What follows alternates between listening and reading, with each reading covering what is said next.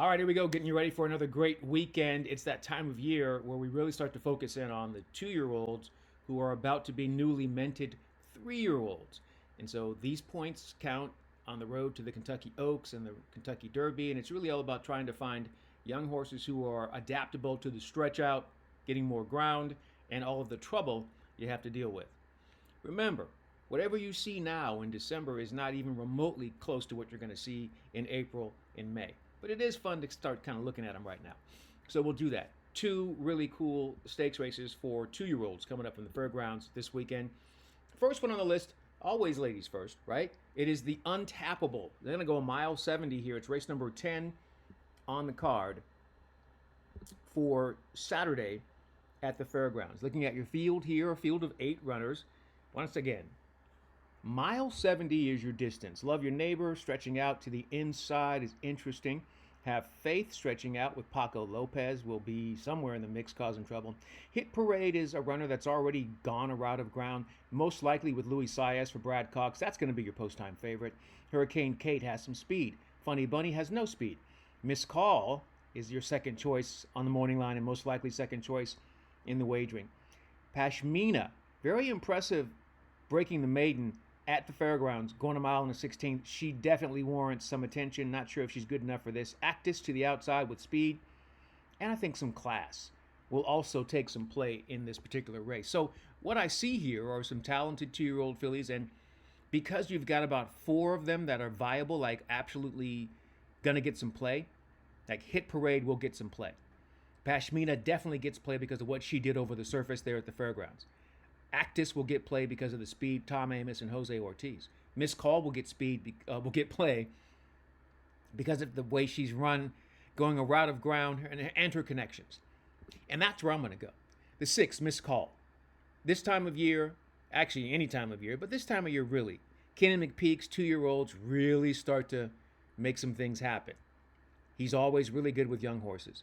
Miss Call has already been tested going a route of ground at 3 different tracks on 2 different surfaces, and she's handled them.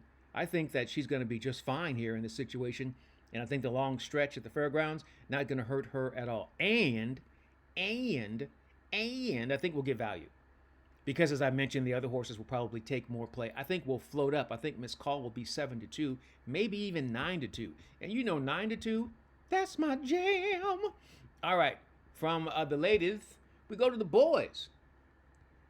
Race 11 is the Gun Runner Stakes, a mile and a 16th Saturday at the fairgrounds for 2-year-olds. And we have a field of 8 here. Once again, we're taking a look at runners and trying to figure out, okay, who has what it takes to kind of move forward. Mesquite. Pretty impressive maiden breaking score last time out. I mean, flying from the clouds at Churchill Downs. Should get some respect. Chip Honcho, speed. Liberty National, Kenny McPeak, Brian Hernandez Jr., they'll make a move from off the pace. Quality Mischief, same thing, off the pace. Crown the Buckeye, speed. Arabia Wild, probably going to sit just off, but I think is dangerous for Brad Cox. Very Connected, there's another one for Kenny McPeak. And he's already been tested going 2 turns, and he's been in stakes competition. Mr. Punch, I think that one's dangerous because of the speed and Luis Saez to the outside. So I think we have viable runners in here. So the question is, who do we think will continue to improve or take advantage of this situation, or we get value? It's the number 7.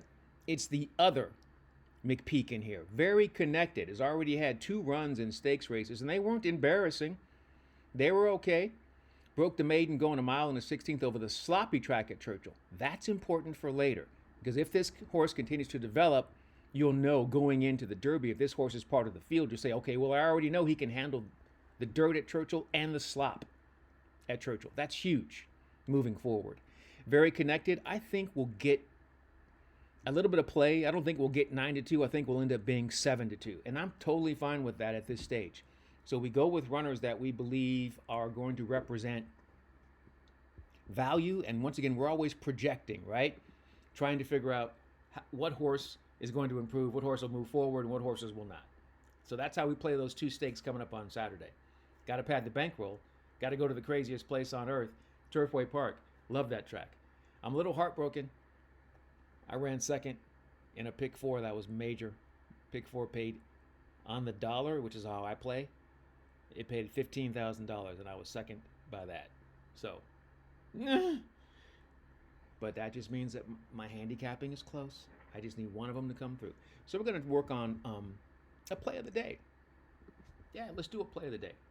Thursday at Turfway Park. It's going to be race number 9, and they're going to be going a mile on that synthetic. And I really like Kauai Breeze, 8-1 morning line. I like what he's been able to do on the turf, and I feel like turf, obviously, you can make that easy transition to the synthetic. I like that he can close, but he doesn't have to be too far back. And I really like what happened breaking the maiden in that maiden claiming event over the turf course there at Horseshoe, Indianapolis. Kauai Breeze, value for sure. We're probably going to float up because it's Turfway Park and it's crazy. Turfway Park is the only track where if my horse floats up in price, I like it more.